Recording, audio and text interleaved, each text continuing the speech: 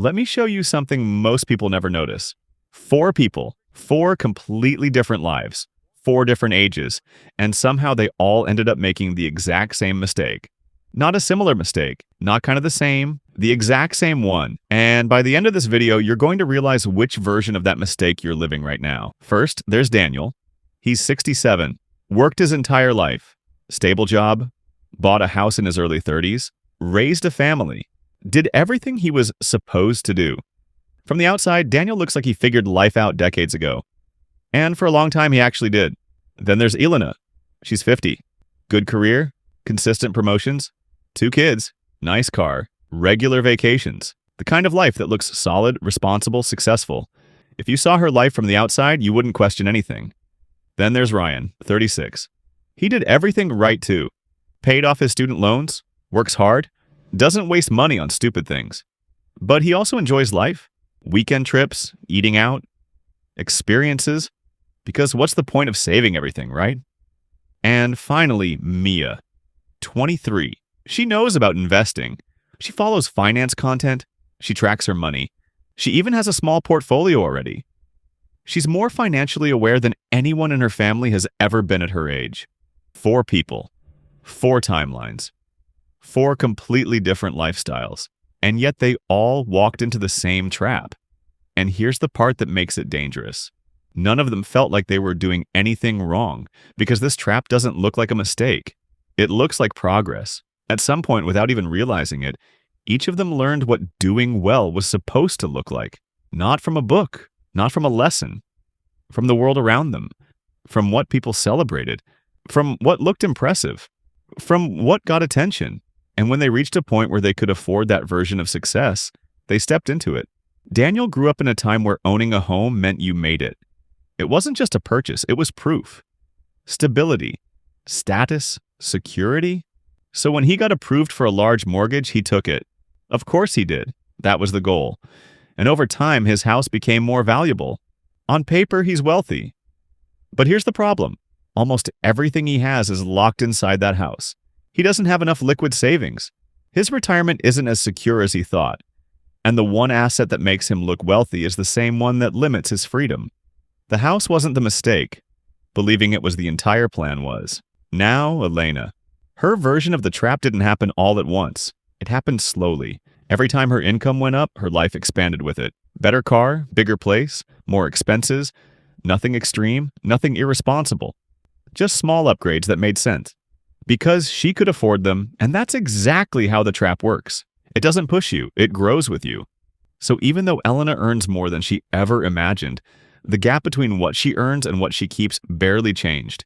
She didn't fall behind, she just never got ahead. And now time is starting to matter. Ryan's situation is different, because his generation faced something Daniel and Elena didn't. The system shifted, housing became harder, stability became less certain. So instead of building traditional assets, he focused on living, experiences, travel, moments, and the culture around him reinforced it. Enjoy your life. Money isn't everything. Experiences matter more than things, and none of that is wrong. But here's where it becomes a problem.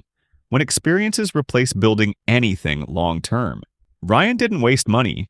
He just never built anything that grows. So now, years later, he has memories, but not much momentum. And then there's Mia. She's different. She knows about investing. She understands compound growth. She's already ahead in terms of knowledge. But her generation has its own version of the trap. And it's more visible than ever. Because now success isn't just something you live. It's something you show. The apartment, the setup, the lifestyle, the image. And here's the twist. Mia is investing. But at the same time, she's spending more maintaining the image of success than actually building it. That's the new version of the trap. Not ignorance, performance. Looking like you're building wealth without actually building much of it. And this is where everything connects, because all 4 of them did the same thing in different ways. They followed what success was supposed to look like instead of asking what actually creates it. Daniel followed stability. Elena followed lifestyle. Ryan followed experience. Mia followed appearance. Different paths, same outcome. They prioritize the signal of success over the structure of it. And this is why the trap is so hard to see. Because from the inside, it feels right. It feels earned. It feels like you're doing well until you stop for a second and realize something isn't adding up.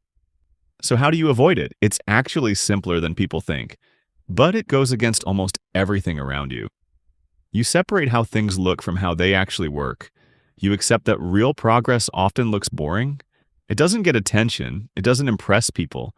It doesn't feel exciting, at least not at first, because instead of upgrading your lifestyle immediately, you build something underneath it. Assets, investments, systems that grow over time, and yes, that might mean driving a normal car longer, living in a smaller place, skipping some upgrades, not because you can't afford them, but because you're choosing something bigger. And this is where most people struggle, because it feels like you're falling behind, even when you're actually moving ahead. Daniel could have built more outside his house. Elena could have kept part of every raise. Ryan could have balanced experiences with investments. Mia can still shift her focus completely. They all had the opportunity, just like you do. The rule is simple. Assets first, lifestyle second. Not forever, just long enough for your money to start working for you. Because once that happens, everything changes. The pressure goes down, the choices expand, and life stops feeling like something you have to maintain and starts feeling like something you control. So here's the real question, and I want you to actually think about this. Which version of the trap are you in right now? Is it the thing you bought that makes you look secure? The lifestyle that grew with your income? The experiences that replaced long-term growth? Or the image that looks like success but isn't quite there yet? Because once you can name it, you can change it. And most people never even get that far.